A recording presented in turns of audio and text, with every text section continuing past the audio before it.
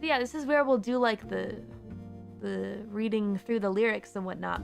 Like I've said before, you know, I'm not shy about the fact that there was a time where I was in the underworld music scene, but I don't really give a lot of details on it. A lot of those little details are hidden within the song, things that I was feeling, things that I was experiencing. So I think I'll become a little more open about those things as we read through. However, I'd also like to mention, please feel free to keep your own interpretation. This is how the song relates to me personally, but I think it has a different meaning for everyone, and if it could stay that way, I'd be really happy. So yeah, End of a Life. Rap and lyrics by me, Calliope Mori. Waiting confirmation, aren't anymore. I had to make sure that I had Patterns' name right. Here we go. Yeah. So, this is the song. Let me make it a little bit bigger. I just want to make the window a teeny tiny bit bigger for you guys. Oh. That's fine. Looks good to me. Yeah. So beginning with this little chorus, I actually wasn't sure if I was going to put this chorus part in the beginning, intro part. But I felt like without any lyrics in it, it felt kind of like, it was a little too empty feeling to me. So I thought, why don't we just do like a one line without any chorus or backup vocals? Just the main singing line would sound really nice. There are a little more harmonies added to the second part. But let's see. We'd run right through those nights. I kind of get this image of running through the city with a bunch of friends. Because I have a lot of really good, distinct memories of times after shows and things like that. After seeing performers I liked a lot, running through the underworldian city. And those times felt really free. But yeah, I'll never find my way back to you inside this labyrinth of lights. Labyrinth of lights be in the city. Kind of like a concrete jungle adjacent kind of thing, right? Is what I imagine. I think it's really nice imagery. And I guess you is kind of referring to all the friends that I made back then. Yeah. Cause I had a lot of really cool acquaintances. I had a lot of really cool mentors that helped me out. Yeah, but I guess in a way, as I'm reminiscing about those times, I can't imagine myself finding them again in the city because things have just changed too much, you know? There was madness in the meaning. I guess the meaning here is kind of referring to, like, why? Why was I doing this? Chasing a dream, etc. There was this kind of craziness, unbelievableness in it. A lot of times, it's kind of funny. I tell people the story, or at least I did tell people the story of my existence a lot of times. Back when I was swinging my scythe around, people would constantly ask me, "Hey, Callie, so what do you, like, do in your free time when you're not swinging your scythe around, when you're not reaping souls?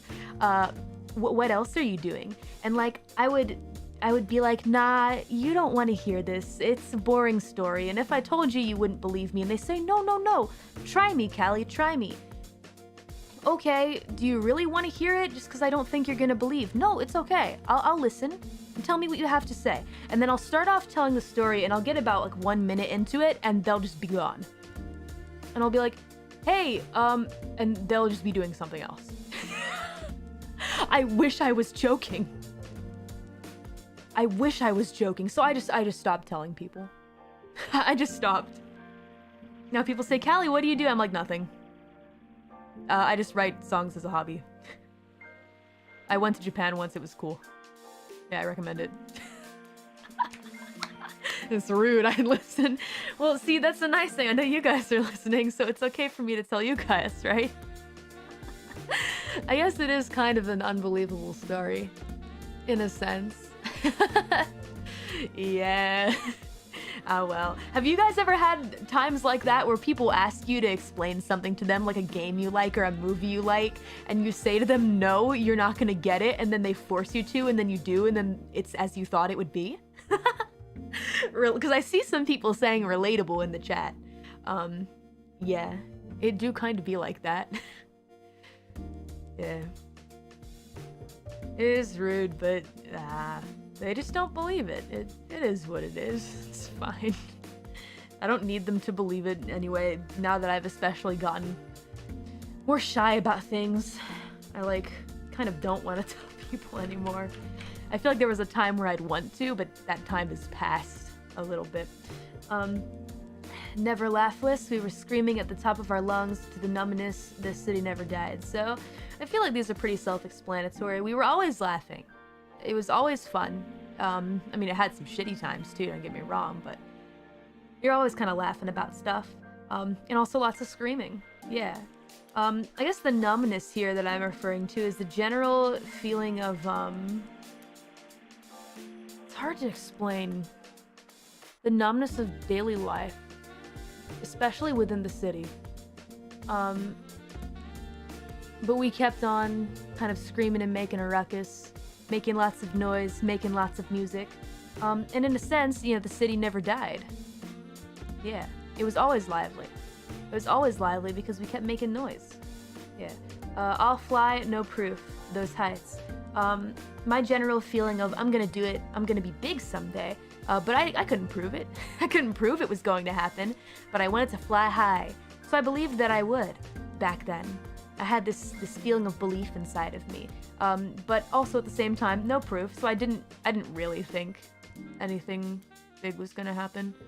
I didn't really think I was gonna become anything, even though I wanted to. I didn't actually think anything was gonna happen. I think a lot of others felt the same way.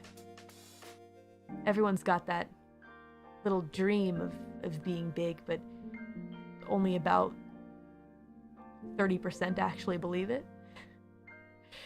And now you are here. I know, it's crazy, which is why I ended up writing the song. Yeah. Yeah, and I was hopeless coming in early. That's right. Exactly. I'll never find another chance to say, hey, thanks for saving my life. This is referring to all of the mentors and people who inspired me to make music, as well as the friends that were there to cheer for me and be beside me when I felt like I was hopeless, when I felt like nothing was going to happen. So yeah, I was hopeless. It was stinging. Again, didn't really believe anything was going to happen. Had no real hope. I thought what was going... let me tell you exactly what I thought was going to happen with my music career. I thought what was going to happen was I was going to go into the underworldian scene and try my best and never really make it super far, then return home and write a comic about it.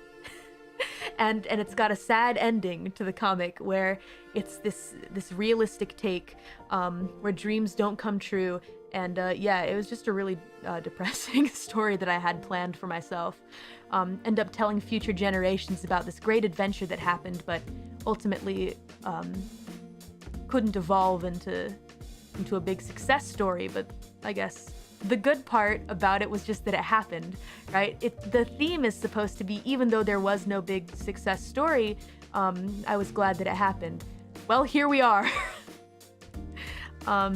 I don't know if I can still write something like that anymore. If I did, it would be fiction. So I guess we're gonna get into more of these complicated feelings that come from this a bit later. But yeah, yeah. And then it happened. Emo Reaper. I told you I'm edgy. I can't do anything about it. I tried so hard. I've tried so hard, like I make myself internally C-word into myself, like all the time. I'll do something and I'll just die. Like, it's hard to explain. I guess you just can't change, if you are that way. You just can't change it. Yeah, so I guess you just get over it. You just get over yourself. It doesn't matter. It doesn't matter, just get over yourself. Continuing on, running roadless. We were singing at the top of our lungs, the numbness, the city never died. This line changes to driving roadless, to kind of like show evolution of speed, I guess, from the beginning to the end.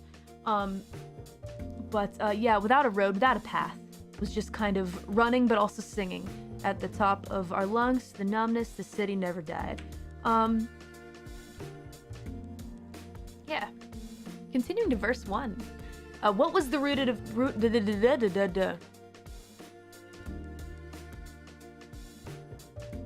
What was the root of it all? I couldn't say. Where was the start? I don't even know where to start sometimes, to be completely honest. Used to jump and then fall, rugged and cliched. Yeah, this is kind of another testament to just me being super edgy, and super cliched. My story is super cliched. Yeah, I mean, if you hear it, it's kind of hard to believe. But yeah, jumping and falling, reaching out for opportunities, making a fool of myself all the time, trying out new things, being bad at them. Some of my earlier work, etc., just like tossing out rhymes in the underworld, not great. Just not great.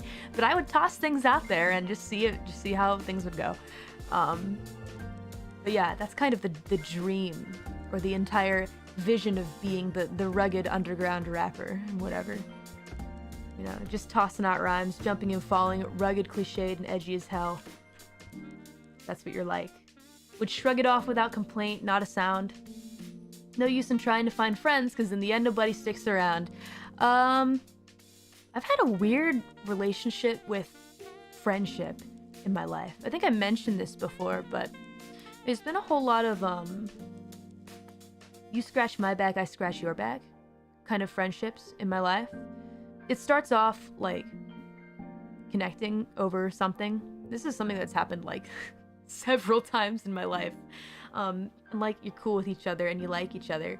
But I always ended up becoming friends with people who I could help and they could also help me. So it always became this situation of what can you do for me? What can I'll do this for you, but can you do this for me? Kind of thing. And a lot of kind of bad, I don't want to say bad friendships, but kind of friendships that were doomed to not end well began to sprout. And it's always kind of been that way. But I guess part of it was because I was a big loner. And I didn't like to keep myself too connected to other people. So I always felt that I had like the best, healthiest relationships with people I didn't get too close to. Yeah. Mutually parasitic, you could call it that. But yeah. I always had like a weird relationship with friendships. Sometimes people would stop being friends with me when I realized that it was too late. A lot of times friendships would end when I couldn't do anything else for people. Because that's how it goes. Either I would end up leaving someone who couldn't do anything for me anymore, or people would leave me because I couldn't do anything for them. That's how it usually was in the very beginning. In the start, it would be that way. People would leave me because I couldn't do anything for them. And so I morphed into this person later in my life where I was the one doing that to people. I would grow distant from people when they couldn't do anything else for me. Of course, until I started doing this, and then I met everyone in Hololive English, and my perspective kind of changed on all of that. My view on friendship. I started wanting to do things for them without expecting them to do anything for me. And it felt good to have friends where we didn't really expect anything of each other. We just offer to help each other with things, and it felt good. Didn't really feel like we owed each other anything. So yeah, they really changed me for the better, I think. So this has become a long explanation for this part, but that's basically how my relationship with friendship has gone. So now that is friendship. Yeah. Now, don't get me wrong. There are a few exceptions to what I've just explained. Mostly people that I would draw with. I think they are a big exception. People that I'm still friends with now, but all other people that I became friends with, it was like a weird situation. There are very few exceptions. Between them and also Hololive English girls really changing my perspective. I'm really thankful to those people for kind of yeah, changing my view of friendship for the better. I'm glad it worked out this way. But to those that I've kind of lost along the way, I do still hope they're doing well in their lives, and that there's like no hard feelings or like weird stuff, you know? Yeah. Trying to remain positive about it. Yeah. So let's see. This part, though, referring in the end nobody sticks around, was mostly referring to, yeah, like I said before, earlier in my life, people just kind of left when they were done with me, which is sad. So it's when you shoved yourself into a crowded place that you turned around and found yourself in love in outer space. So outer space being a place you don't know, a place you don't recognize. For me, in this case, it was the underworldian rap scene in Japan. Yeah. It was a place I wasn't familiar with. It was a place I knew I didn't belong, but I shoved myself in there, into a crowded venue and just tried to make friends with people because what else was I gonna do? It was incredibly hard. Like ridiculously hard. But somehow, in a sense, we managed to have fun together despite not really speaking the same language. Just connecting through music, I guess. It wasn't all sparkles and rainbows. It was still hard to really make a connection, but the best nights were when we were all just vibing together, regardless of anything, you know? I still made some great connections there. And stressful, I bet. Oh, yeah. Yeah. Big stress for me. Oh, man, I was constantly wondering, am I doing something wrong? Should I even be here? Gosh. Music is a universal language? I'd have to agree with you on that. I think so as well, even if you can just get along through the vibes. Yeah, I feel like that's definitely true. So yeah, when I shoved myself into a crowded place, I found myself in love in outer space. So basically just in love with the scene. Cue the reckless nights, no strings, laughing at our own dreams. This is referring to making a group of friends that felt similarly about like making music as me. We'd have nights where we just went crazy and had fun, enjoying music together. Doing some tequila shots, I don't know. Fun stuff like that. Laughing at our own dreams, because we didn't think we were gonna make it. At least not everyone did. And some people probably did, but a great majority of us didn't really actually believe. It's kind of hard to explain. That's the bittersweetness of it all. We wanted it. Doesn't mean we didn't want it, but the actual belief, you know, you gotta try to be a little realistic. Or at least you think, but you just kind of vibe through life, and I look up to that. Thanks. Maybe that's true. But yeah, so we were kind of laughing at our own dreams, like, oh yeah, I'm gonna be a big famous rapper, collab with Snoop Dogg someday, ha ha ha, but then it's always a joke, and that's like the punchline. And then just what the hell was so funny is just kind of like, why was that funny? Especially now that I've made it this far, it's like looking back at it now, doesn't really seem that comical anymore. I guess, like, things can actually happen, dreams can come true, but I just don't really see the humor. It's because we were cynical and edgy. Maybe. Bark up the wrong tree, stumble, used to fall in great heights. Wrong tree being underworldy in Japan. Used to fall in great heights, used to failing a lot, is what that means. Amidst a concrete jungle, singing because it felt right. Concrete jungle is the setting. Yeah. That is the setting of this story. Singing because it felt right. We just sang because we wanted to. Yeah. Unrealistic dreams are important. I would say so. But at the time, you know, some folks want to laugh and be like, oh, we're the realistic ones. We know that our dreams aren't going to come true, but we're just having fun. Right? Because we're edgy. Snoop Dogg collab confirmed.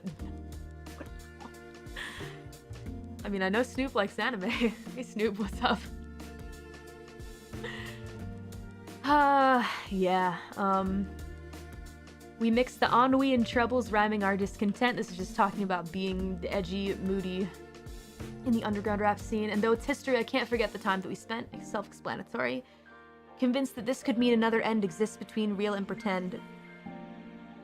This is referring to a different universe where things didn't turn out the way that they did. A twisted alterfiction where I missed my chance, did not ascend. A different universe where I didn't learn about Hololive, didn't audition for Hololive. I don't know what would have happened. Disappearing into the mist of never happened is the me that I can never befriend. I let it go. Obviously it never happened, and the me that exists in that world, I can never actually talk to her. I can never actually hear what happened. I think a lot of things could have happened because different paths, they branch. So who knows if there would have been a different chance here or there. If I'd gone to this one place at this exact right time, I can never know what would have happened. So I let it go. I gave up trying to guess what that would have been like. Yeah. But occasionally my mind does kind of wander. Like, I wonder what life would have been like in that other world. You know? Into the multiverse. What if? Yeah, what if? You missed the reboot thing? Oh, I was talking about membership and that all tiers get 3 streams now, regardless of how much you contribute every month. I like this timeline. I like it too, man. I think I enjoy it as well. I am also happy with this one. Yeah, that lyric is one of my favorites in the whole song. Thank you. Mine as well. I think it's pretty, it evokes quite a bit of thought, I would say. So, it can hook you up with the other timelines. I'm good. I'm okay. I'm okay. I'm pretty happy with how things turned out, but I can't help that my mind wanders sometimes, you know? Like, what might have happened? What might have been? Fade in, fade out, this crazy dream, without a direction, floating aimlessly. Also pretty self-explanatory, just kind of floating about, with no real direction. That's how I was. There's nothing left back there for me. I mean, there really kinda isn't. Everywhere I look, every which way that I try and look back into the past, it seems like a lot of what I enjoyed and looked forward to, a lot of the shows I liked going to and people I liked talking to, have moved on in their own ways. So either just going back to working jobs without really doing music stuff. I mean, it's kind of hard for music things to happen right now, right? But regardless of anything, even if things do change in the world, I don't think it'll ever be the same. The same faces won't be there anymore. It won't be the exact scene that I saw back then, with the exact same people playing the exact same music, the same performers, the same, yeah, it's just not gonna be the same anymore, which is fine. Change is good. But yeah, I was really happy. They all moved on, yeah. A lot of people did, doing their own things, so.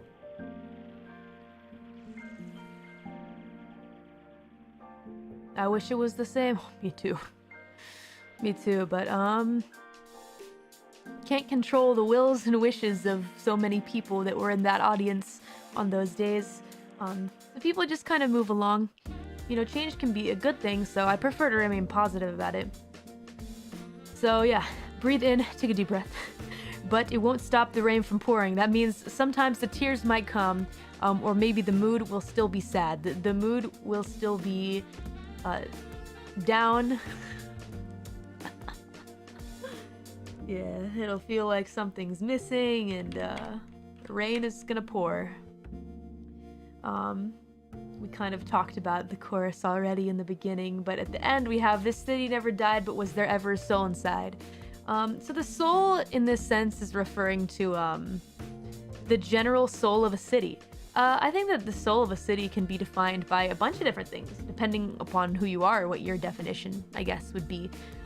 For me, it was, I guess, the music that filled the city and the people that were vibing to it late into the night, and just the overall feeling of liveliness and energy within kind of the venue district,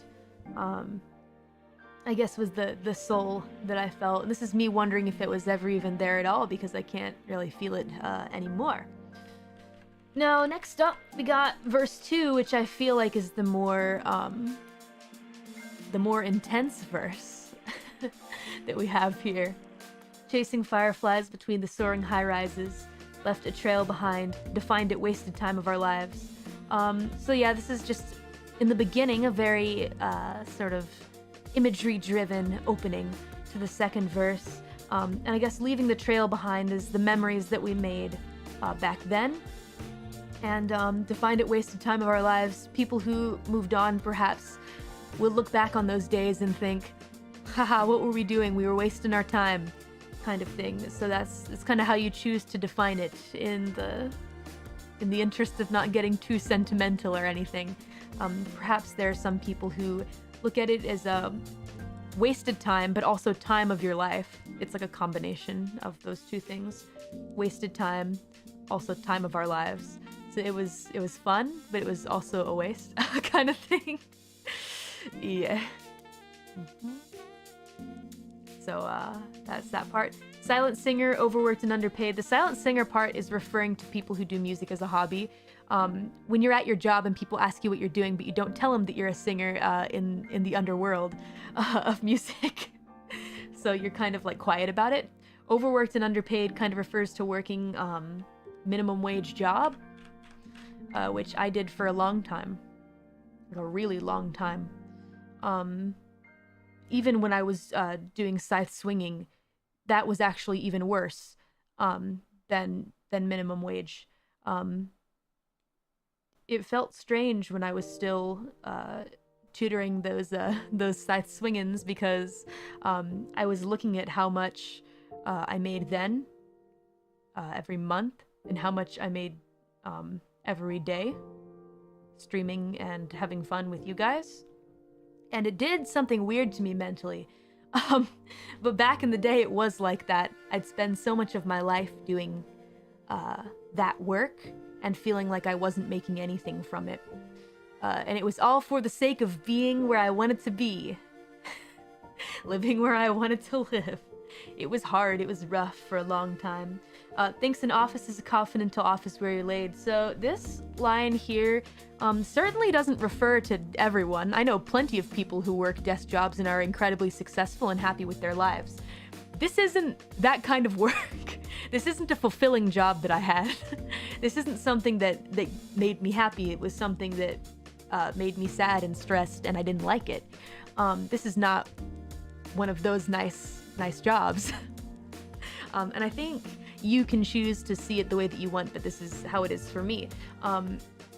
So thinking that I was either going to just like live and die in this office until I die or I get fired. Work in this desk job until I die or I get kicked out. That's what I thought. So, yeah. Yeah. I'm not gonna read that. I don't want to get in trouble. Yeah. A place that locks you down. Indeed. Yeah. So I feel like maybe some folks could relate to this line. That was kind of how I felt. Yet a thought persists. The thought. It's that one pesky thought that says you're gonna be something great. You're gonna do something great. Even if you're not gonna be something great, you're gonna do something great. It's that one thought. Yet a thought persists. An optimist who ought to be afraid. Me looking at things positively, not really seeing the hard bad things that might happen. I guess. Saw the nothing wrong in writing songs behind the lonely shade.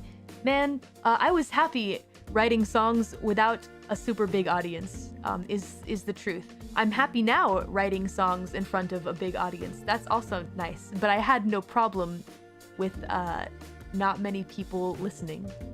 It was fine. Lonely, sure, but I was okay with it. Yeah, that's what that line is about.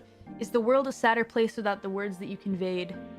When the ladder fell and shattered every bar that we had played. So this second line has like a double meaning in it. But yeah, let's start off with, is the world a sadder place without the words that you conveyed? Without those words from back then, is the world sadder? Do lyrics even really make a difference? Or do the things you do make a difference? Do the things you say change anything for the better? Do they change things for the worse? Can you even tell? When the ladder fell and shattered every bar that we had played.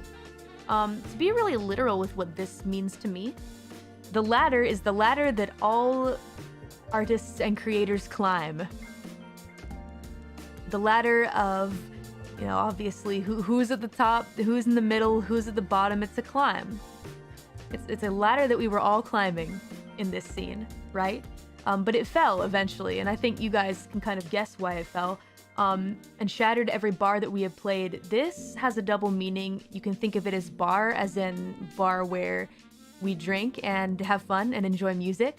A lot of those closed down. A lot of happy memories I had in those places that will never come back because those places are gone forever. You just really hate that. You just really hate that a lot. It was a big problem. It's not even a secret that has been a big problem for a lot of the venues in both underworldian and overworldian Japan. A lot of them shut down. It was incredibly sad. A lot of people kind of tried to revive them, keep them alive, but it was pretty much impossible for a lot of them. And then you can also think of it as in a musical sense, like bars to a rap song. A song in general, actually. But yeah, the music essentially stopping. And the ladder falling down, basically the death of a scene, of a place, of a group. However you want to kind of think about it. But does it matter? In the end, the sound diminished and decayed. Pretty self-explanatory, the music kind of stopping. And your friends grew tired of fantasy, you're wishing they had stayed. Friends that I had made from those times, they kind of stopped doing music. I'm not sure if everyone gave up, per se. I think a lot of people moved on with their lives because it was what was right for them. And I think that's a good thing in the end. But wishing they had stayed, wishing they had stuck around so we could keep having fun like we did back then. Wishing that they had stayed to have fun and run around through those nights again. You don't get to say I miss you. It's kind of beating up on myself at this part here. Kind of like, oh, you miss those people? Is that so? Well, you should get over it because you watched your heroes fade into the rearview mirror of the villain you portrayed. This is a really intense line right here. I cannot doubt there are a lot of people that I really looked up to and admired. Heck, even people that inspired me to do music in the first place. That without a doubt, doing this, in terms of eyes on my work, I kind of surpassed them. I don't feel like I did in skill. There are some musicians that I listen to them and I think to myself, how are you this underrated? How? People who have been doing music for years and years and years. Double the time, 3 times the time that I've been doing music. And in an instant, just like that, all of those people that I looked up to as heroes, suddenly, to be blunt, I became more popular than a lot of them. And that made me extremely guilty. Extremely guilty to be serious with you guys. For a long time, it really mentally affected me. So yeah, that's this line right here. And to say that maybe some folks were not extremely happy about that, correct. I think it didn't only hurt me, but I think some other people were also hurt as well. And so in a sense, I felt like I was a villain, like I was the bad guy of that story. Suddenly, I'm driving away into the distance, watching my heroes fade as the villain of the story. That was how I saw myself. So we continue. Stop the pity party. Listen, you don't get to be dismayed.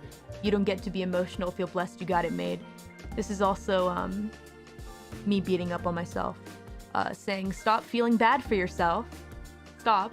You should feel grateful that you got this far, that you got this chance. To kind of stop pitying yourself so much. Just feel blessed that things worked out for you. And I know I should be doing that, but maybe Reaper, but also in a sense human as well. And I can't help that I still feel bad about that. That will never change. What I really like is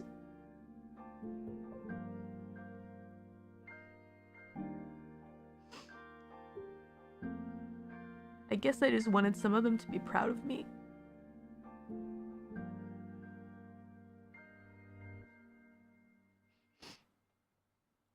Sorry.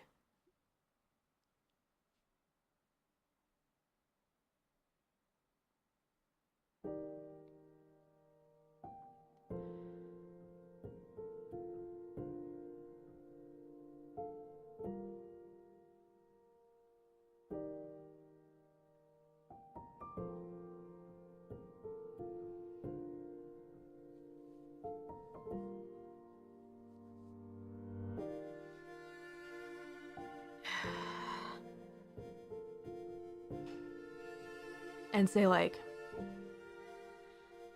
hey kid, you did a good job, you know? But that didn't happen. And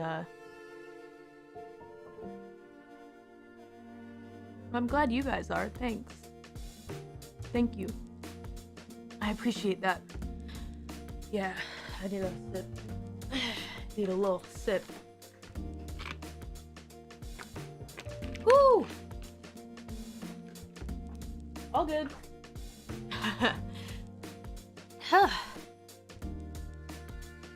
Yeah. Thank you.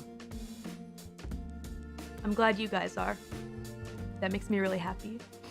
It does. When all is said and done, it's something that it makes it less hard to push forward. Knowing that you guys are, that you guys want me to continue and keep doing my best. Thank you. I'll keep doing my best. Thank you. Yeah! I feel blessed.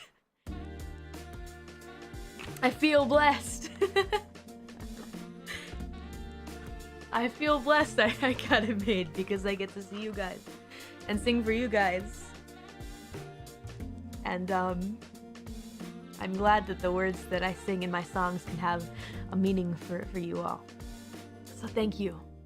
Thank you for making me smile and making me excited about making music because I think, yeah, if this same thing happened without you guys cheering me on, I don't know what I'd do. I think it might be like too much for me to want to keep making stuff. So just thank you for that. Yeah.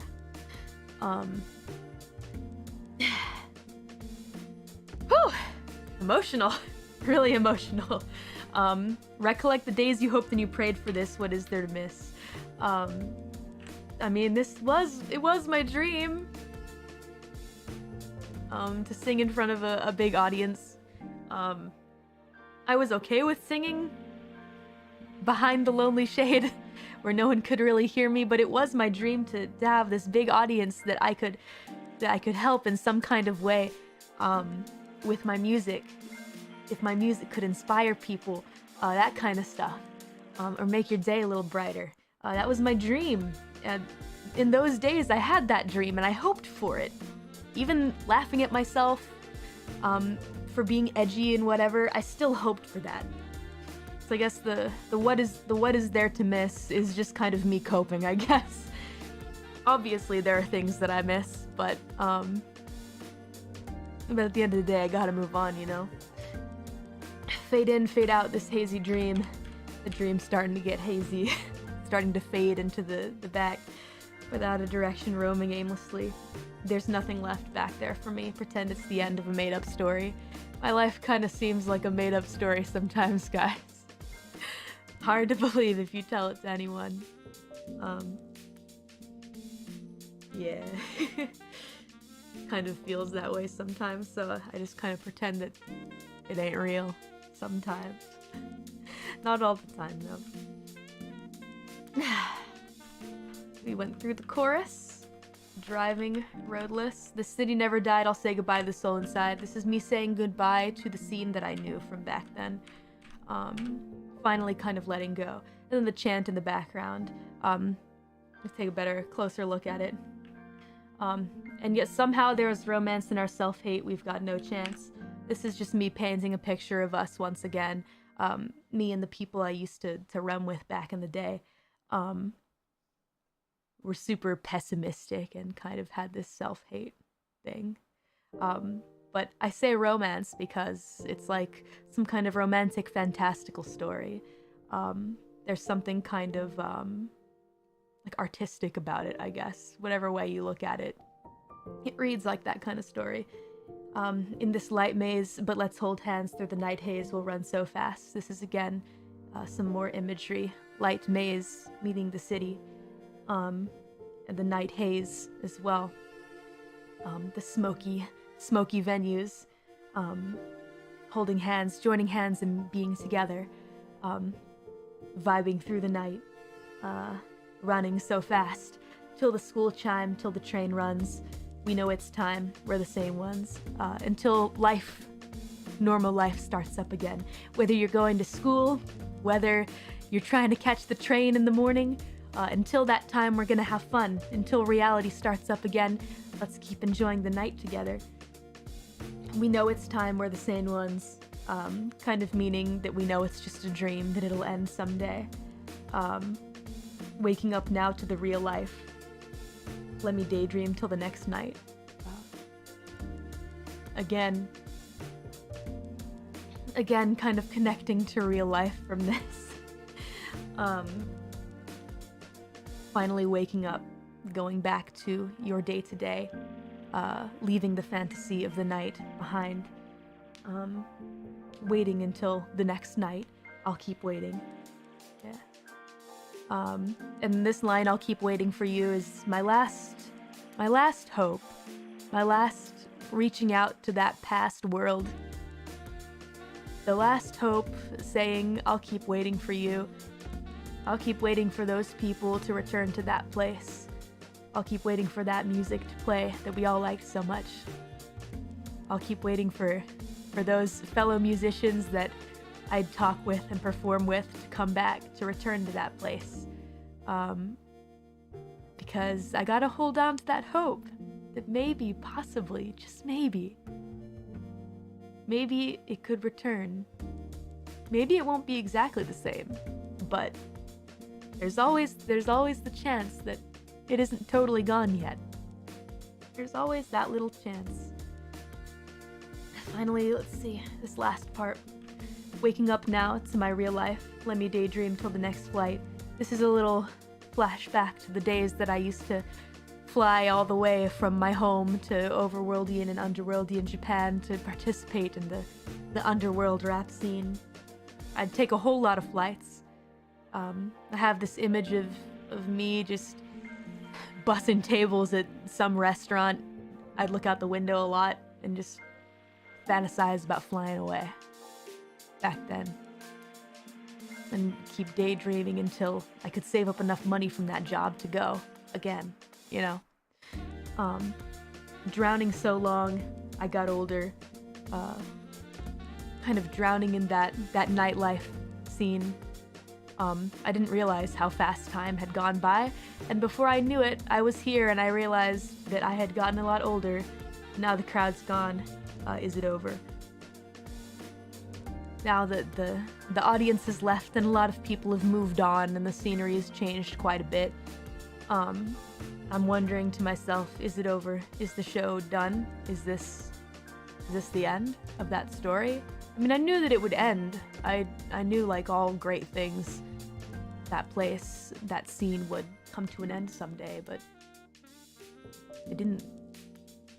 I didn't like imagine it would be so abrupt.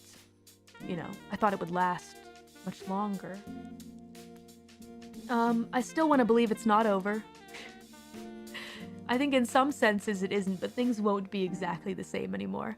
There are a lot of people that I know who are doing music, who had groups that did music that, you know, it's just, it feels like the end. And that's rough when there was a lot that I was looking forward to, but that's just kind of how it has to be. So, but I want to hold on to hope. I think there's always the chance. There's always that little chance, right?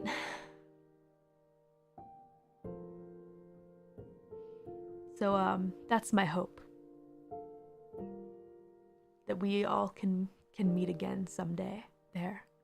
I think we all may have changed quite a bit. I know almost everyone from that time knows what happened to me, but I'd still like to enter a room, a place with them, and enjoy my time without being, I don't know, this big superstar to them or something like that. I kind of got that sense sometimes when I was still going to some shows when things were all beginning, before things like kind of stopped happening. Even then though, I could really feel that so much had changed already, and I had changed, and yeah, things just won't be exactly the same anymore. Is literally what happened to my extremely local metal scene. Miss you guys. I'm glad that other people can relate in their own ways to stuff. I mean, there's also the DIY music scene. I know I have friends who enjoyed that scene as well, who lamented to me that they had similar feelings about people that they knew in their lives. And it's basically a song about parting and reminiscing. And also just kind of the end of one life so that a new one can begin. I think it's important to remember that. And it's okay to lament that things aren't the same anymore. Things have changed indefinitely. But I think, and it's also okay to let yourself be sad about them. Nothing wrong with being sad. Really easy to sit there and to tell people to be positive. But instead, you can let yourself feel sad, lament about those things, be glad that they happened, and then move to the next life. I think that's important. If one has to end so that another one can begin, then let it happen. And I hope both can turn out to be good, happy memories. Being sad is just normal? Oh, yes. Absolutely. I feel that way too. Yeah. That's why there's a lot of like imagery in the music video that fits the nightlife scene, but I think it can make sense for many different people in many different situations. So, yeah, thank you for listening to my lyric dive. Yeah. I hope you guys enjoyed. Hope you guys got some new insight, had some questions answered. If you really wanted to know my intention behind the lyrics, I hope that they were portrayed to you guys. But as I always like to say, please derive your own meaning. Please connect it to your lives in your own way. That would make me super happy. Thank you.